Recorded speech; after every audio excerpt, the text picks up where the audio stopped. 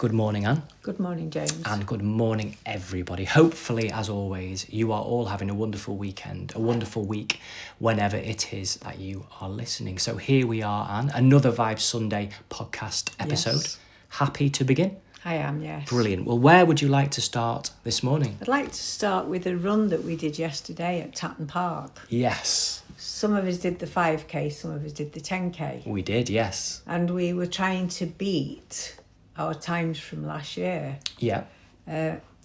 Because obviously, it's if we're booking in for a run, it means that we have to keep fit, ready to run it. The accountability. Yes. Yeah. So, and obviously, when I looked at my times, I think I was probably about 3 seconds faster, but I was still faster. Well, well done, Anne. Well done. And well done, everybody. Yes. So a group of us from Funfit. Funfit is a class I run, a community fitness class, on a Wednesday evening at the Broomwood Centre in Timperley in Altrincham. And it's open to anybody and everybody, all ages, all levels of ability, all fitness levels. Everybody is welcome. And a number of us went along to an organised run, yes, 5 and 10K, yesterday in Tatton Park, Knutsford. And everybody completed their run, didn't they? They did, yes. So well done, everybody. And well done to everybody else. I think there was over 1,000 people taking part across the 5 kilometre race and the 10 kilometre race. So it was busy. It was really, really busy. But genuinely, a really well-run, well-organised event.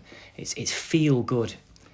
And a real sense of community as well. And that's such a pleasure to be a part of, and to see so many people cheering each other on and being supportive of people that they don't even know as well. It's inclusive in that way.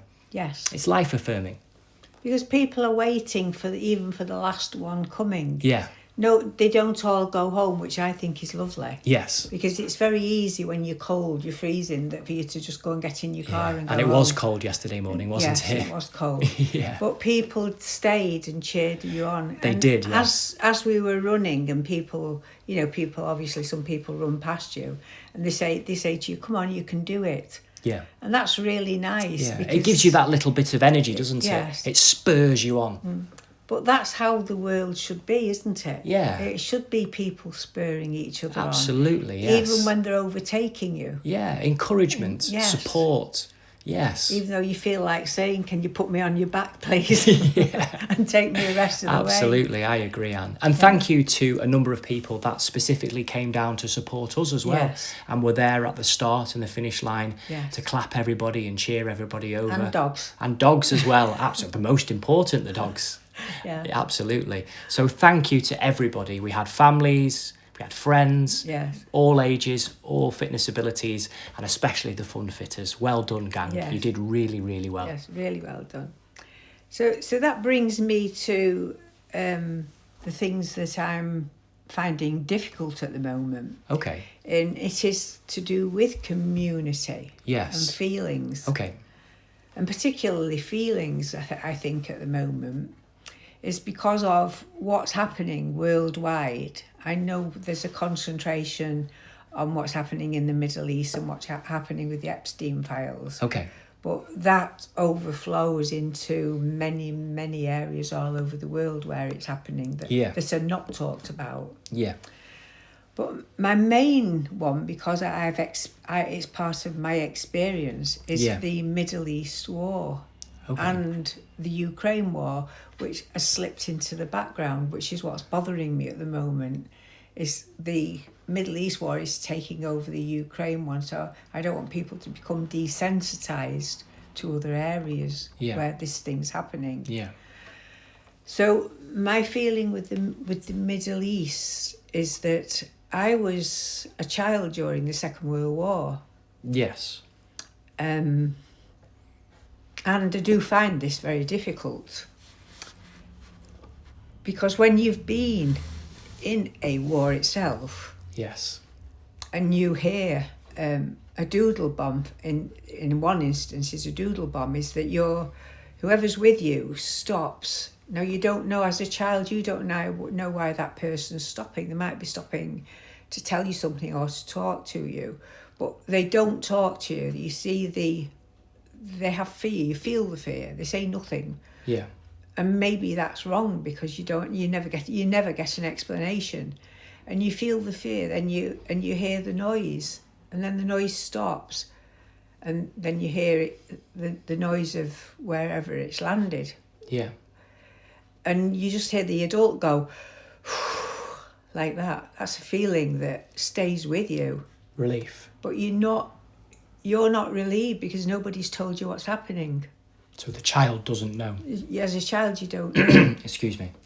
You're just picking up on the feelings. On feelings. The energy that's around. And energy, yeah. Yeah.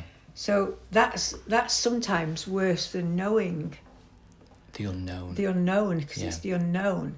And then I was walking with my mother one day, going home, walking down the street, and I lived in the area in Bradford, Manchester, where all the arms factories were, and the English Steel, Clayton Aniline and Johnson's Wire Works, where they made all the weapons of destruction. Yeah. So they were coming over all the time. It was an area that was bombed. The Germans. Yes. And what happened was one day I was walking with my mother and the sky was blue. There was no clouds. It was as blue as anything. Yeah. Summer. And I'm walking along and I'd only be just two, because my mother was just having my brother. Yeah. And I saw this plane coming and I looked up and the pilot waved to me. Because remember, you could see the pilots because the planes were only small that had the bombs. Yeah. And you could see the pilot. And he had his helmet on and he waved to me. And I waved back to him. Okay. But I didn't, and I just waved. And my mother looked up who I was waving to. Yes. And then started running. This pregnant lady running, opened the door and threw me under the table. Years later, I said to her, so this shows you how severe it is, because I remember that from too. So years later, I said to her, why did you throw me under the table? And she said, how do you remember that? So I said, I just do. So she said, it was a German plane that was going over to bomb Clayton Aniline. Okay. And then obviously from the house you hear the noise. Yes. But that's in daylight. So when you've experienced things like that, as well as not having food, remember there was no food and queuing up for food. It's reality, isn't it?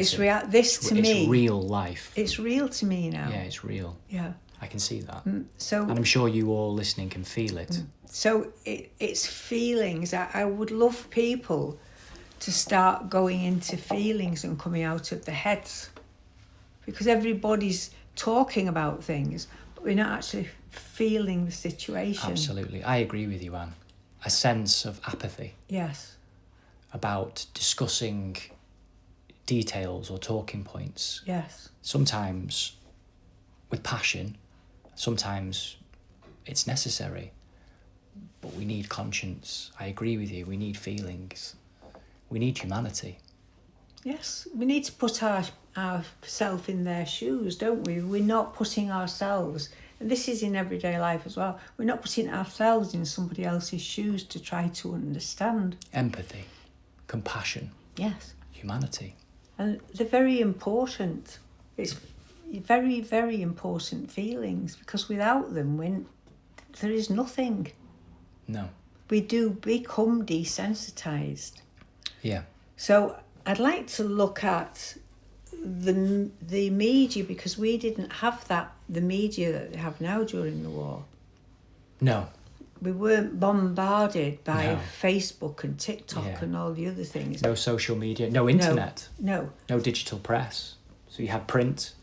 Yes. You had the Pathé News, if that's correct. Yes. And the wireless radio. Yes. And Pathé, we used to sit around the radio every night, every single day we would sit and listen to the news on the radio. Yes. That was very, very important as families. Yeah. Because you didn't have anything else. Because the radio was also where you got your plays and listened to a play and listened to music. Yeah.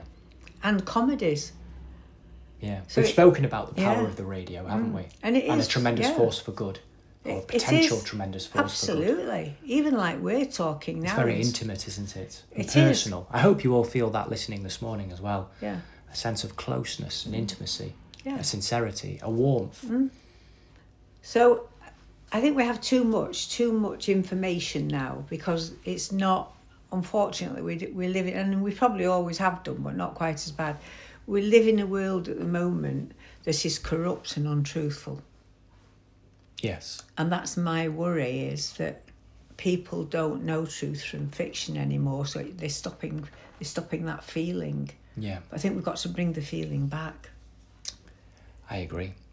It's very important for me at this time because I do find it very, very hard. For people to awaken their consciences. Yes. Not necessarily to be right, but to feel. Yes. And sometimes we don't know an answer and we're not sure what's happening, but we can still feel and have a truth of how we feel, even though we might not know the truth of exactly what has happened, what is happening, or what will happen.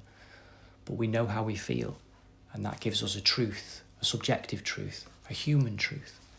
And we can relate to that because the mothers in Russia and the mothers in Ukraine will be going through similar feelings. Yes. The mothers in Palestine, in Gaza, and the mothers in Israel at times will be going through the same feelings at times.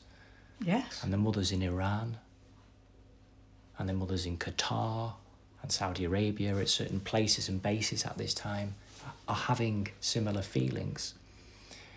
Never mind mothers across the world, all able to relate, and fathers and brothers and sisters and husbands and wives and grandparents and friends and boyfriends and girlfriends and best friends and dogs and cats. We have a shared human experience, and sometimes people are focusing, often at this moment in time, people are focusing on the differences, what people look like, what they believe, the language they speak, the food they eat, the land that they are from, not to what unites us. Family, friends, dogs, cats, food, music, life, faith, humanity, one planet, one humanity. And war is never good. War is never good. It only leads to suffering. And it can stop. Point is, it could stop in an instant, as far as I'm concerned, because what I see is the media at the moment, and I'm watching, even if I just put on the television for the news, and I see that children have killed a child has killed another child, a child. Yes. With a weapon of destruction. Yeah. That children are using things like machetes and guns. Yes. That they should not be able to get hold of. Are you talking about in the United Kingdom? In the United Kingdom, as well as other places, yeah. not just yes, it's happening. Within war. Sadly, it is happening. Yes. It's as bad on the streets as it is at war nowadays. At the moment, people are frightened. Yes. And I think my own knowing is that if every single human being on this planet said, I am not going to pick up any weapon of destruction, it doesn't matter what it is. Yes. I will not pick it up. Mm-hmm. The wars would stop immediately. Yes. Because if nobody picked one up or switched to switch, yes. how could there be war? Couldn't be. Well, we need to act quickly, because yes. for that eventuality to be possible, it has to be before artificial intelligence I agree. is given a humanoid form and or integrated into war technology, at which point it doesn't require human intervention, or it may only require a very, very small amount of humans to be able to bring about mass destruction of cities and nations and entire people. So if we are going to make peace with each other And it's high time that we do, as a human race. We need to do it now. Yes. And we need to do it together. Because soon, what the human thinks and how the human feels potentially will be irrelevant to the decisions made by militaries, because they won't need people to fight it. They will have drones and potentially, moving forward, soldiers that are humanoid robot soldiers and self-driving tanks and other weaponry, which sounds something like the Terminator or other sci-fi type films, but a huge amount of money and investment and innovation has gone into war technology, artificial intelligence integrated with offensive war equipment, bombs, guns, drones, planes, surveillance systems, as well as whether it be biological warfare, genetic warfare, warfare that's targeting specific resources. All of this is in play. The point is, none of it is good. None of it is good. No. None of it is good. So we have the opportunity now, the entire human race, to recognise the absurdity, the absolute absurdity that we share one planet. And if we destroy each other, we will destroy our planet and destroy our future. Or we can find a way of living together in relative peace. And our disagreements amongst ourselves and amongst groups of individuals and amongst nation states, if they are still existing, can be resolved through non-violent means. Absolutely. We can reach a level of maturity, psychological, emotional maturity, to be able to resolve our conflicts without killing people. Yes. And that's such a simple and almost childlike summary. It's absolutely ridiculous that so many people are being killed and so many people across Earth are suffering because of the petulance and egotistical madness of a small hand of individuals. Yes. And those that carry out those orders. It's absolutely ridiculous when you look at it logically and emotionally. And I want to be clear as well, as far as awareness goes, and I'm sure to a degree you are all aware, there is what's happening in the Middle East, which is deeply troubling and has been for a long time now. Yes. A long time now, and various times over the last 3, 4, 5 years, it has ignited, and particularly in the last 3 years, 4 years, it's really ignited. Yes. And now it's escalating and escalating fast. But also South America, Central America, in terms of drug trafficking, human trafficking, slave labour, Africa, sub-Saharan Africa, dictatorships, regimes, warlords, the raping and the reaping of land from other places in Asia, in the Americas, in Europe, taking rare earth minerals and essential metals for the conveniences of modern technology for the first world. The abuse of the land, the corrupt regimes, children being trained from the age of 7, 8, particularly boys, to be part of militia, happening increasingly more and more, particularly in Central, Western and Southern Africa.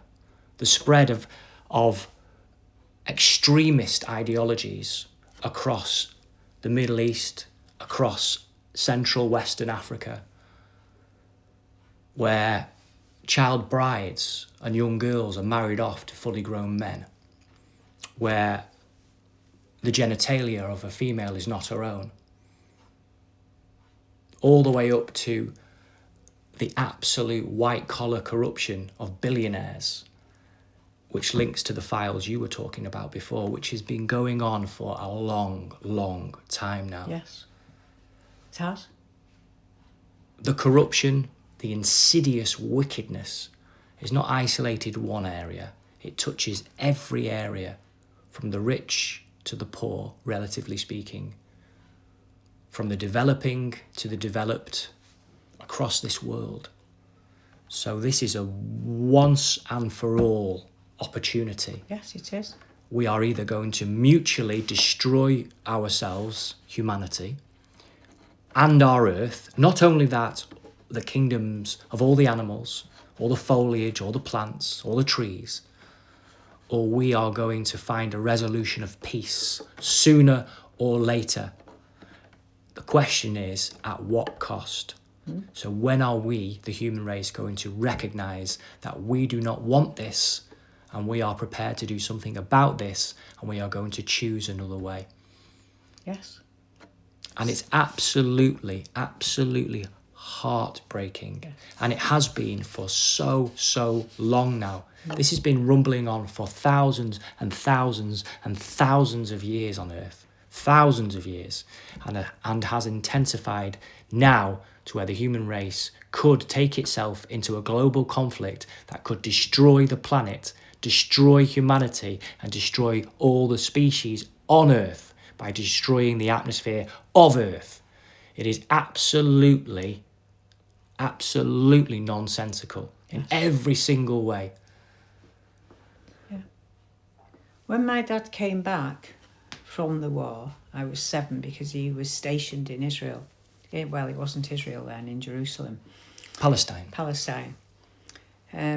British Palestine, if I'm going to be specific. Yeah, he was, yeah. And he was actually in Jerusalem. Yeah. And he used to take the post from there to Cairo. That was his job. So he had to go across it. It was quite dangerous. Yes. Because he was going across land with the post.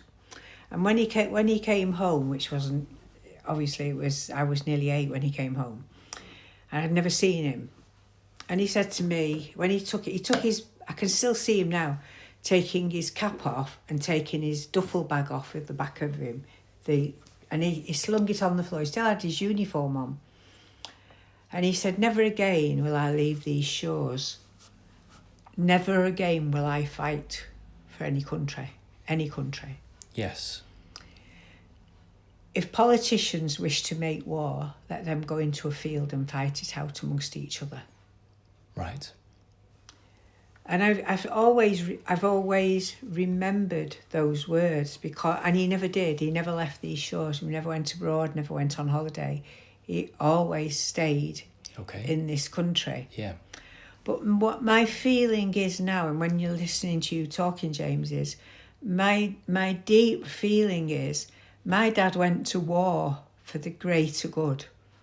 Because he was worried. He was worried about what was happening in Germany and about people. Yeah. That's why he went. He went for a cause. Yeah. What I see now, I see wars for land, which has got resources, that people are killing people for resources of what that land contains. It's not for a moral cause even. Yeah. And that's what really bothers me more than anything. Yeah. So I think as you've just made that call out there to everybody, I think it's now. I don't think it's next week. I think it's now, everybody. And I would love this to go viral. And everybody stand and say, yeah, all right, we're all here with you. Because it's important that we all now just stand together and say, no more. I agree. We're not picking up a weapon of anything,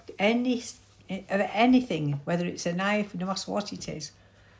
We're not going to do it because that's the only way I see it. It can stop. I agree. We are recording live, aren't we, Anne? We are, so yes. For those of you listening, I'm sure you can hear the telephone in the background. Yeah. So we are sat opposite each other around a dining room table with a microphone between us, literally recording in one take. Yes, in one take. So apologies for the telephone call, but there you go. Yes. I agree with you, Anne. I do agree with you. So this is an opportunity, isn't it? It is a now, big opportunity. To say the movement has started and the invitation stands and it is for all people everywhere, across this land and across the earth, to stand together in unity and look to what unites us. Yes. The united people of humanity. All ages, all faiths, all colours, all creeds, all people. Yes. Let's stand together for our earth, for humanity. Let's stand in strength. Let's stand in goodness. Let's stand for the children of everyone, everywhere. And let's stand to bring about that peace. And let's stand for a new world and a new earth. Yes. And we can do that. And we will do that. And we are doing that. So follow us. Follow us in that example. Follow your heart. Follow your conscience. And we have to do that if we are going to succeed. If we're going to unite humanity, we have to do it together. It can't happen any other way. No. It has to be together.